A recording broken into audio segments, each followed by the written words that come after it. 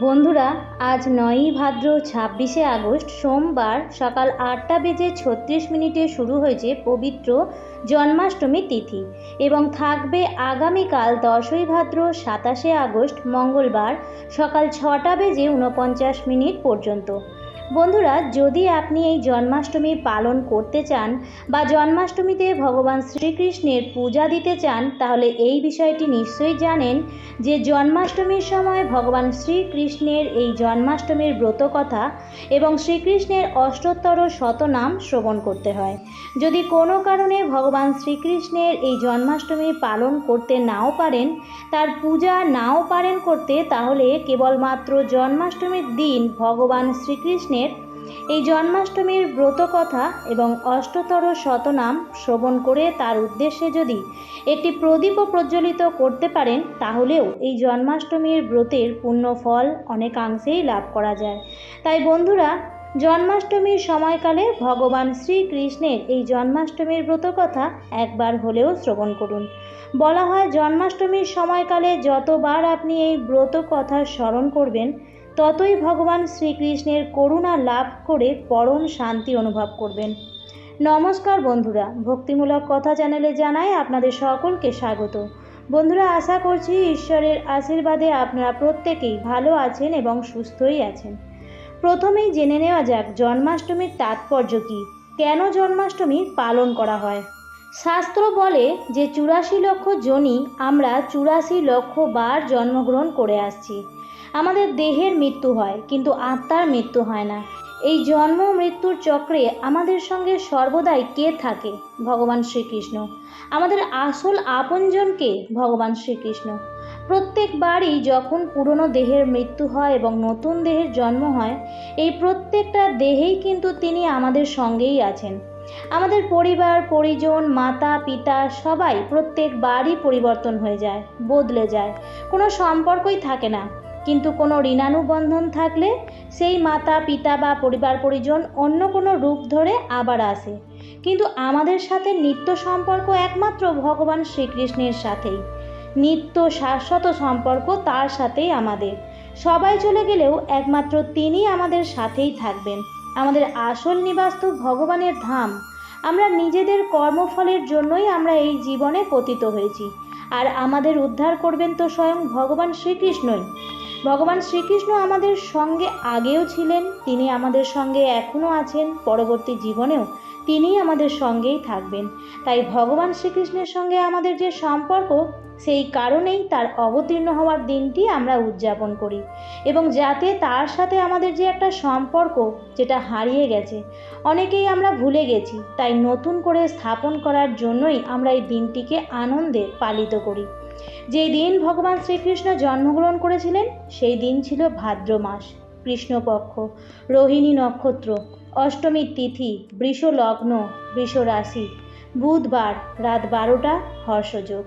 এরকম একটা সময়ে ভগবান শ্রীকৃষ্ণ এসেছিলেন। তো চলুন বন্ধুরা, এবার শুরু করা যাক ভগবান শ্রীকৃষ্ণের পবিত্র জন্মাষ্টমীর ব্রত কথা। বন্ধুরা, আশা করছি ভিডিওটি দেখে আপনাদের ভালোই লাগবে, তাই সকল বন্ধুদের অনুরোধ করব আজকের ভিডিওটি শেষ পর্যন্ত দেখবেন। জয় শ্রীকৃষ্ণ, রাধে রাধে। দিলীপ রাজগণ বশিষ্ঠ মুনি প্রতি শ্রীকৃষ্ণের জন্মকথা শুনিতে সম্প্রতি। ভাদ্র মাসে কৃষ্ণপক্ষে অষ্টমী তিথিতে কিবা হেতু জনার্দন জন্মেন ধরাতে। বশিষ্ঠ কহেন, রাজা শুনো ভক্তি মনে, নারায়ণ সতেজিক কিসের কারণে? এ পৃথিবীতে জন্মে দৈবকী উদরে, সেই পুণ্য কথা বলি তোমার গোচরে। পূর্বকালে কংসাসুর নামে নরপতি, অহংকারে মত্ত হয়ে থাকি দিবারাতি। পৃথিবীর দুঃখ দশা দেখি সুলোপানি, ক্রোধেতে অধীর হয়ে কহে এই বাণী। দেবগণ চলো যাই ব্রহ্মার সকাশে, করিব উপায় আজি কংসের বিনাশে। অনন্তর মহেশ্বর দেবগণের লয়ে, গমন করিল সবে ব্রহ্মার আলয়ে। ব্রহ্মা তবে হংসপৃষ্ঠে করি আরোহণ, ক্ষীরোদ সাগরে যান লয়ে দেবগান। সাগরের তীরে স্তব করে সুরগণ, স্তবে তুষ্ট হইলেন দেবনারায়ণ। কিবা হেতু করেছ হেতায় আগমন? ব্রহ্মা বলিলেন, প্রভু করি নিবেদন।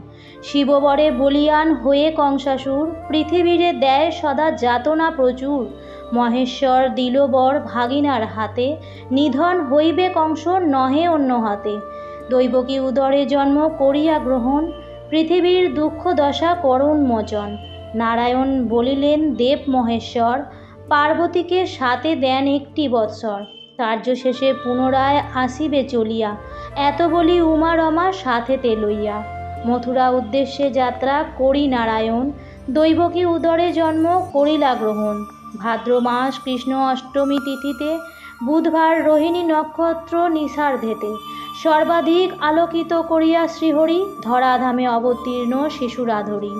কেমনে রক্ষিব প্রভু কংস হাত হতে, ভাবিয়া উপায় মোরা নাহি পাইচিতে। অন্তর্ধামী নারায়ণ অন্তরে বুঝিল, পরিধান ত্যাজি প্রভু দ্বিভুজ হইল।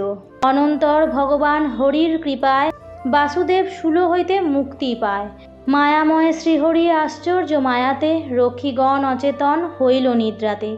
যে সময়ে ভগবান আবির্ভূত হন, যশোদা গর্ভেদে যোগ মায়া ব্রহে জন্ম লন। অতঃপর ভগবান কন বসুদেব, নন্দালয়ের তারে রাখি আসিতে হইবে।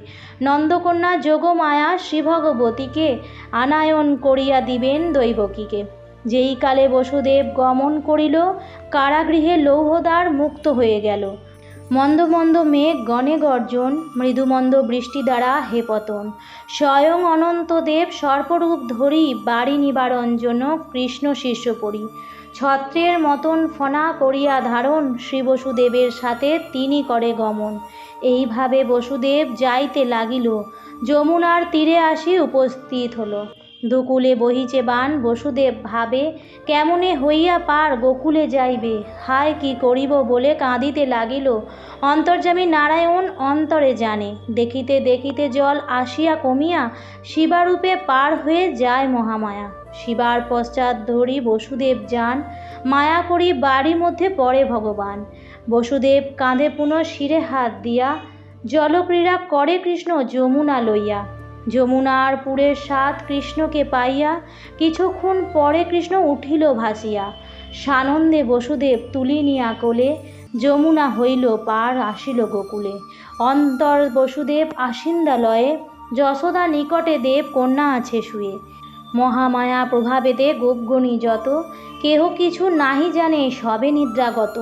যশোদাও পুত্র কিছু না বুঝেছে, জানে কোন দেবরূপী জনম লোভেছে। যোগমায়া রূপী কন্যা দৈবকীকে দিয়া, বন্ধন স্থানেতে বসু আসি চলিয়া। যোগমায়া প্রভাবে পুনঃবন্ধন ঘটিল, কারাগৃহ পুনরায় আবদ্ধ হইল। মহামায়া সদ্যজাতা শিশুর মতন, প্রণ করিবা মাত্র জাগে রক্ষীবন। এক রক্ষী কংস পাশে করিয়া গমন, দৈবকী প্রসব শিশু করে নিবেদন। বিদ্যুত হইয়াক আসি কারালয়ে, দেখিল দৈবকী কোলে কন্যা আছে শুয়ে। ক্রোধে কংস ধরিবারে উদ্যত শিশুরে, দৈবকী কন্যাকে হন জড়াইয়া ধরিয়ে। অশ্রুসিক্ত আঁখি নিয়ে বলে বারে বারে, প্রাণ ভিক্ষা দাও রাজা কন্যারে আমার। না শুনিয়া তার কথা পাপরূপী কংস, শিশুরে করিতে চায় চিরতরে ধ্বংস। ধরিয়া শিশুর পদ উদ্ধতে তুলিল, শিলাপৃষ্ঠ লক্ষ্য করে নিম্নে করিল। কিন্তু সেই শিশু কন্যা কংস হাত হতে, আরও ঊর্ধ্বে যায় উঠে না পড়ে শিলাতে। কন্যা অষ্টভুজা হলো মহাদেবী রূপে, বলেন বচন দুরাচার কংস ভূপে। দুষ্ট দুরাচার কংস শুনরে বচন, কিবা লাভ হবে বোধি আমার জীবন। তোর শত্রু যিনি তিনি বালক রূপেতে, দিনে দিনে বর্ধিত হচ্ছে গোকুলেতে। অতএব নির্দোষী দৈবকী বসুদেব, হিংসা করি উভয়েরে কিভা ফল হবে। তারপর অষ্টভুজা মাতা ভগবতী, গেলেন কৈলাস ধামে যথা পশুপতি। এই মহাবাক্য কংস করিয়া শ্রবণ, বসু ও দেবকীরে করে বন্ধন মোচন। তৎপরে কিরূপে শত্রু করি বিনাশন, পরামর্শ করে লয় মন্ত্রীগণ। জন্মাষ্টমীর ব্রত কথা হইল সমাপন, জয় কৃষ্ণচন্দ্র বলি ডাকো সকলজন। কৃষ্ণ জন্মাষ্টমীর ব্রত করে যেই সকল, সদিচ্ছা তার হইবে পূরণ। রোগ শোক দূরে যায় শান্তি পায় মনে, জন্মাষ্টমীর ব্রত কথা যেই জন শোনে। হে গোলক কৃষ্ণ প্রার্থনা চরণে, এ অধম কৃপা আপনার গুণে। বন্ধুরা, জন্মাষ্টমীর ব্রত পালন করলে কি ফল লাভ হয়? জন্মাষ্টমী হলো অশুভের ওপর শুভ শক্তির জয়ের প্রতীক। অশুভ শক্তির প্রতীক অত্যাচারী মহারাজ কংসের বিনাশের জন্যই জন্মাষ্টমীর রাতে ভগবান শ্রীকৃষ্ণ স্বয়ং এই ধরাধামে আবির্ভূত হয়েছিলেন। জন্মাষ্টমীর দিন নিয়ম মেনে ভক্তি ভরে ভগবান শ্রীকৃষ্ণের বাল্যরূপ লাড্ডু গোপালের পুজো করলে অসীম পুণ্য অর্জন হয় এবং ব্রতকারীর সমস্ত মনের ইচ্ছাও পূরণ হয় বলে মনে করা হয়। সন্তান প্রাপ্তির ক্ষেত্রে বাধা কাটানোর জন্য জন্মাষ্টমীর ব্রত অত্যন্ত ফলপ্রসূ।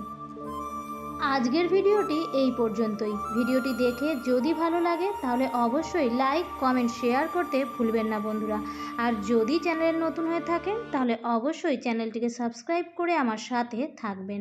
দেখা হবে পরবর্তী নতুন কোনো ভিডিওতে। ভালো থাকবেন, সুস্থ থাকবেন। ধন্যবাদ।